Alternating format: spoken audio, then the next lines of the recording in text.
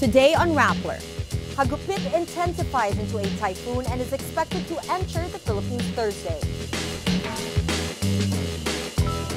Weather officials cry foul over reports that say PAGASA can't do storm warnings properly. And 3 Occupy Hong Kong leaders surrender.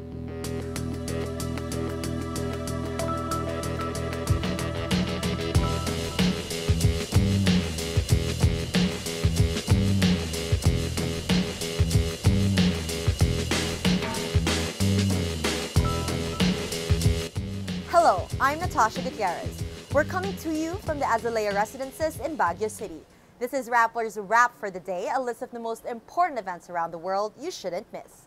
State Weather Bureau PAGASA says there is a big chance Typhoon Hagupit, local name Ruby, will make landfall this weekend in the Visayas. Hagupit is expected to enter the Philippine area of responsibility Thursday with winds up to 160 kilometers per hour and gustiness of up to 190 kilometers per hour.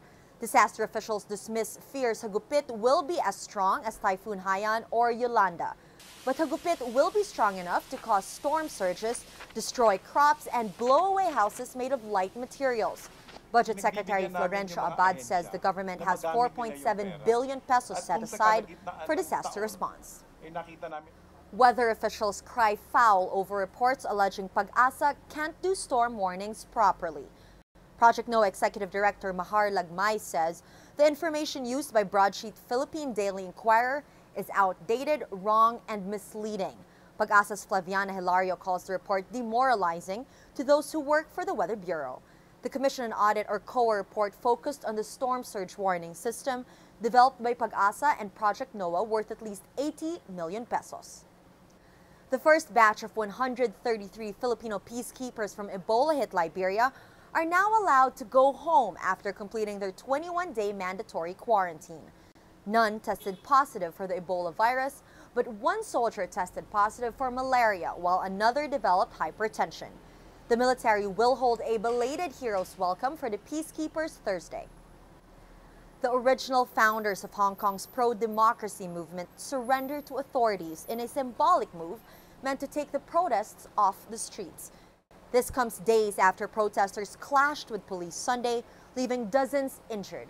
Occupy Central leader Benny Tai urges other protesters to retreat too. Dozens of supporters carrying yellow umbrellas accompanied the 3 leaders. The trio quickly emerged from the station saying they had not been arrested, despite admitting to participating in unauthorized assembly. Apart from the cool weather, pine trees, and strawberry fields, what is Baguio City? Filmmaker Kidlat Tahimik says Baguio is the melting pot of Western development and the indigenous culture of the highlands. But Baguio is unique kasi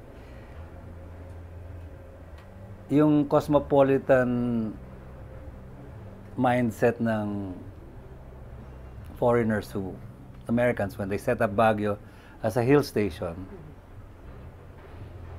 and that mixed with the indigenous mindsets of the Cordillera people. No? But Tahimik says the rapid development of Baguio is a case study in the world's fight against global warming.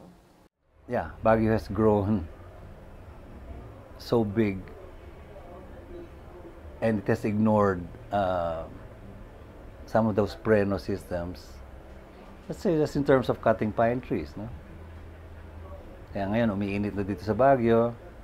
We had this big case of a mall trying to cut 182 trees to add more parking spaces. This is a microcosm of what's happening. Kaya umiinit ang mundo. And that's why it leads to more typhoons like Yolanda. Travel author Frank Simatu says Baguio is a brand associated with happy memories, giving it lasting power. Well, it's a brand. Like the broom, di ba? Nobody makes the broom here, but it's always made in Baguio. So, yeah, whenever my relatives in the US, whenever they use that broom, they always think of happy thoughts because of Baguio. For the full stories, click on the links on your screen. And for those of you watching on mobile, the links can be found on the titles on the article. You can also click on the tabs below to go to a story in the video.